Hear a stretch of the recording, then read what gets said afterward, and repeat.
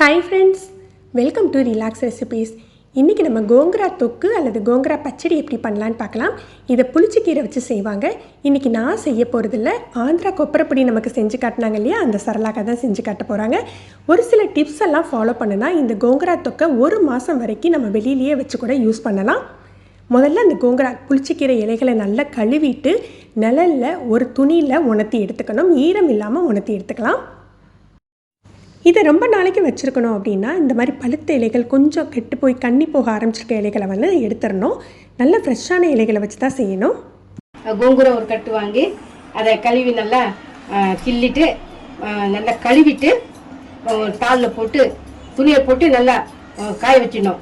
கொஞ்சம் கூட ஈரம் இருக்கக்கூடாது. அந்த அளவுக்கு ஃபேனில் நல்லா காய போட்டதுக்கப்புறம் அதை எடுத்து வட்டால் எடுத்துக்கிட்டு ஃபஸ்ட்டு தனியா இந்த அளவு, அதுக்கப்புறம் இந்த அளவு இருக்கும் ஒரு அது 6 spoon table spoon 6 table spoon, ஒரு 10-12 மிளகாய், வரமிளகாய், டீஸ்பூன் 3 ஜீரகம், 3 டீஸ்பூன் ஜீரகம், ஒரு 2 டீஸ்பூன் கடுகு, வெந்தயம் 1 டீஸ்பூன், கொஞ்சமா ஒரு நெய்க்கரண்டி இருக்கு இல்லையா அந்த அளவுல பெருங்காயத்தூள், உப்பு தேவையான அளவு, டேஸ்ட்டுக்கு ஏற்றபடி கல் உப்பு எடுத்து ஒரு 3 டேபிள் ஸ்பூன் நல்லெண்ணெய் ஊற்றணும். ஆமா,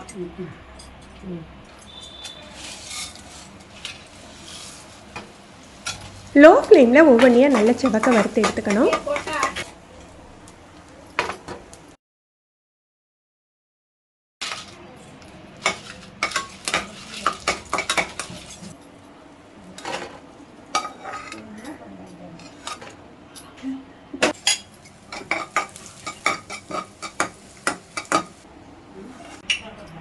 கடுகு உளுந்து பருப்பு வறுத்துடணுமாக்கா? உளுத்தம் பருப்பு போடுவோம், கடுகு மட்டும். கொஞ்சம் தான் ஆட் ஆயிருக்கு, அதனால பரவாயில்ல. இடிக்கிறதுக்கு முன்னாடி எடுக்கக்கூடாது. எப்போ நம்ம சமையல் பண்ண கூட சரி.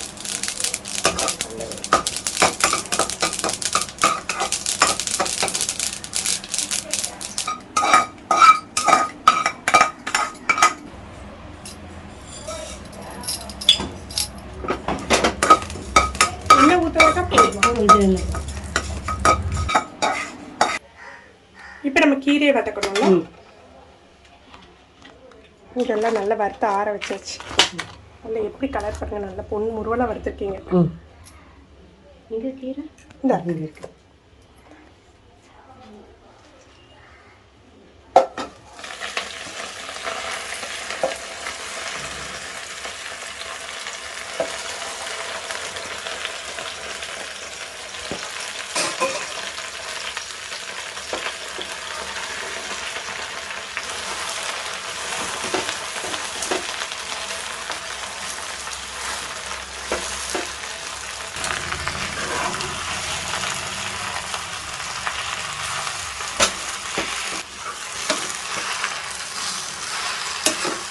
இந்த கிரீனிஷே தெரியக்கூடாது.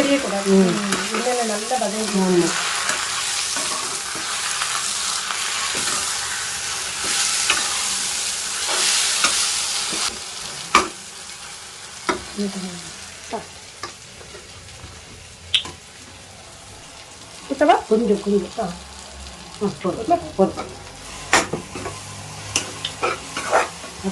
கொஞ்சம் கிடாம இருக்குன்னா நல்ல எண்ணெய் இருக்கணும். ஆமா, எண்ணெய் இருக்கணும். கொஞ்சம் டக்குனு வதங்கிடுச்சு. ஒரு 2 நிமிஷம் வதக்கி இருப்பீங்க, நல்லா வதங்க ஆரம்பிச்சு. ஈர குடையில பார்த்தீங்களா, அதுக்கு தான் காய போடணுன்றது. வேட்டியில் விரிச்சு போட்டு ஃபேனை போட்டுக்கணுன்றது. ஈரம் இல்லாதனால டக்குனு. ஆமாம், உங்களுக்கு ஈரம் இருந்தாக்கா கெட்டுடும்.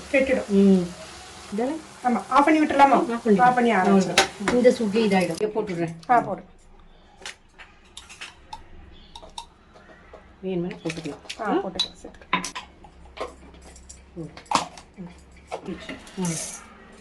சுடல இல்லை.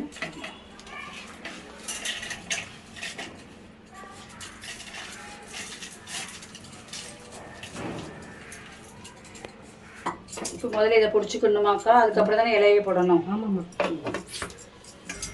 இதை நல்லா நைஸாக திரிச்ச பிறகு தான் நம்ம வதக்கி வச்சுருக்க புளிச்சக்கீரையை சேர்த்துக்கணும்.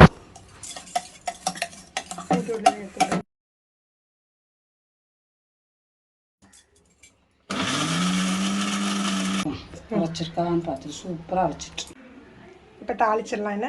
போதும் போதும். வேணா இன்னும் கொஞ்சம் கூட விட்டுக்கலாம். ஆமாம், நம்ம கெட்டு போகாமல் இருக்கணும்னா கெட்டு போகாமல் இருக்கணும்னா சின்ன குழிக்கரண்டிக்கு 2 கரண்டி அளவுக்கு நல்லெண்ணெய் எடுத்துக்கலாம். கருவேப்பிலாம் வேண்டாம்ல, இருந்தால் போட்டுக்கலாம், இல்லாட்டி பரவாயில்ல. இருந்தால் போட்டுக்கலாம். நமக்கு இல்லை. வெடிக்கட்டும். கிட்ட வச்சுக்கலாம். அப்படி அதுதான்.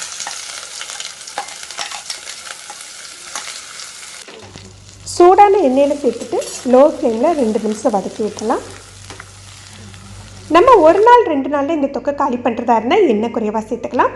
1 மாதம் வரைக்கும் நம்ம வச்சுருக்க போகிறோன்னா நல்லெண்ணெய் தாராளமாக சேர்த்துக்கணும். எண்ணெய் இருக்க இந்த தொக்கு கெட்டு போகாதுங்க. இது ரைஸுக்கு மட்டும் இல்லாமல் இட்லி தோசைக்குமே ரொம்பவே நல்லாயிருக்கும். லஞ்ச் பாக்ஸுக்கு நீங்கள் ரைஸோட விறக்கி கொடுத்து பாருங்கள், குழந்தைங்க எல்லாத்துக்குமே ரொம்ப பிடிக்கும். ஃப்ரெண்ட்ஸ், நீங்களும் இந்த ரெசிபி ட்ரை பண்ணி பாருங்கள். எப்படி இருந்ததுன்னு கமெண்ட் பண்ணுங்கள். இந்த வீடியோ உங்களுக்கு பிடிச்சிருந்ததுன்னா லைக் பண்ணி ஷேர் பண்ணுங்கள். தேங்க்யூ.